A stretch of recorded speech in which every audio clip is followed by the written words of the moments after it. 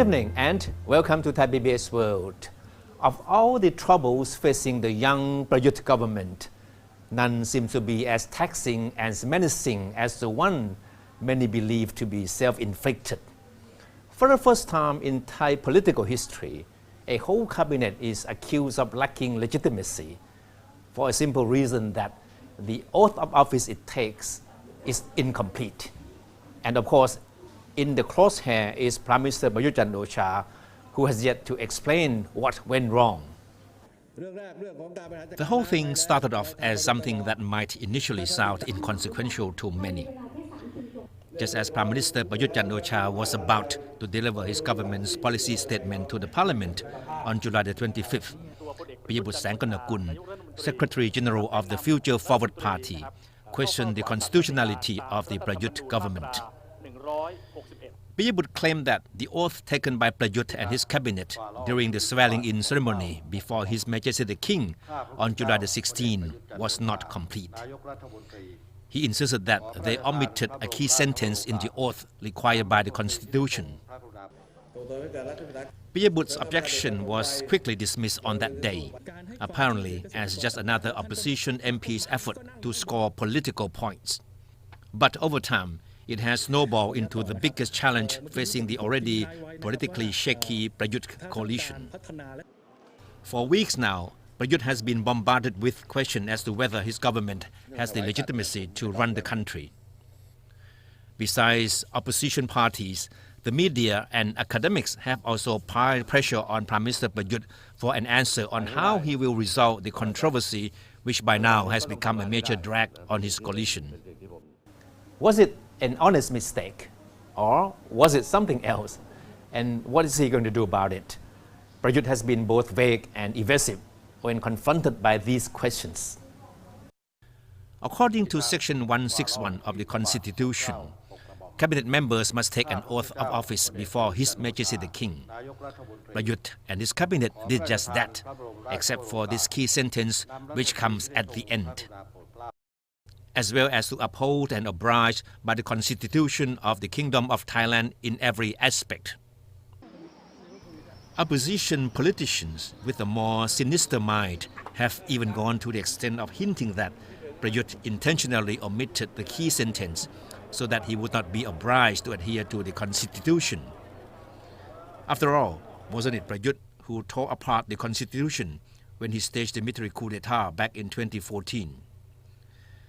And it certainly doesn't help that Prayut has been flip-flopping on the controversy.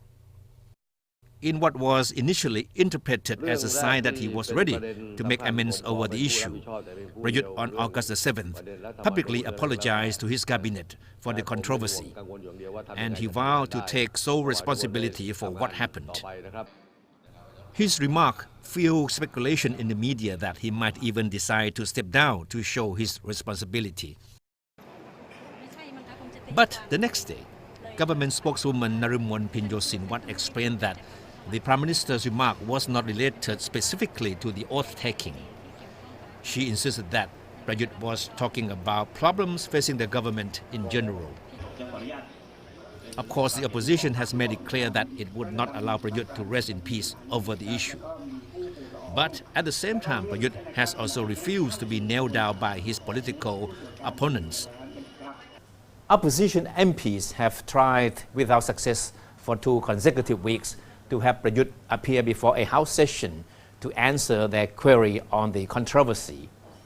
Prime Minister Prayut insisted that he was too busy with public engagements and that the issue is already being deliberated by the Ombudsman, who will decide on the next step of action. Realizing that they were running into a stone wall, the opposition parties decided to take the only course left for them. Last week, they filed a motion with House Speaker Chulik Pai for a general debate to be held against Prayut. This time, Prayut has no choice but to appear before the House session, and certainly to be grilled by his political opponents. Deputy Prime Minister Wisnu Krungam suggested last week that Prayut might speak only briefly at the session and let others represent him afterward. He did not say who would be speaking on the Prime Minister's behalf. So far, Prayut has been inconsistent with his reactions to the controversy. On the outset on July the 25th, he said he considered his oath-taking to be complete. Over a week later, he insisted that he did what was constitutionally required and that the whole issue should be put to rest for the sake of the country.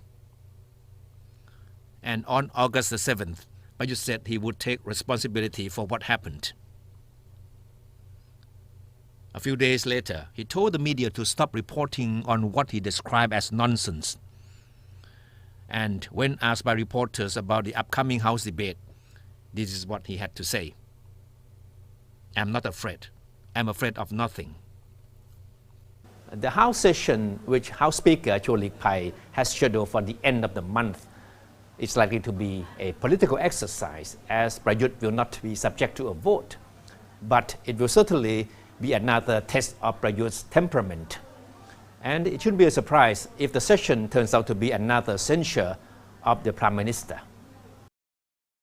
As Prayut waits for the House debate, the Ombudsman is proceeding with its deliberation on the case, which was submitted to it by self-styled political activist Sisuwan Chanya.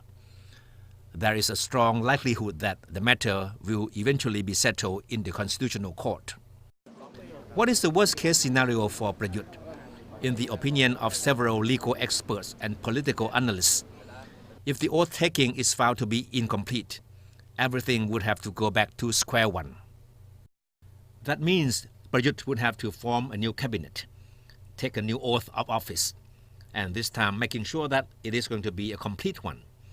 Then repeat the whole process of presenting his government's policy statement to the parliament, which means being subject to another round of political chastisement. But all this would have to be preceded by a petition for a royal pardon for the alleged blunder he made. Knowing Prayut as he is, nobody expects him to speak at length on this particular issue during the House session. But the big question is whether whatever he's going to say will help him out of the hot water. And that's all for Thai PBS World tonight. Thank you for watching.